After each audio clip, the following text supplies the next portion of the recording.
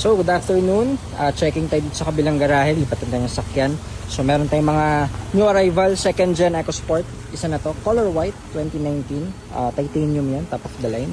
So, meron tayong another Canyon Ridge, available. So, sa mga naghahanap nung before Canyon Ridge, medyo rare color yan guys, top of the line yan. Special color for EcoBoost na top of the line. Sa itong red natin, sold na yan. So, paparking natin dito kasi next week pa yan kukunin. Ready for release na rin.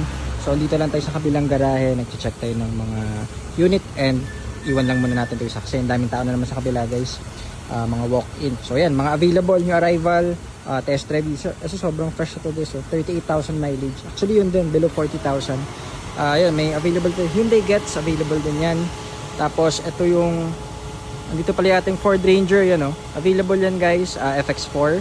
So, dito muna tayo ng park at sikip sa kabila. So, yun muna. Good afternoon, Gators.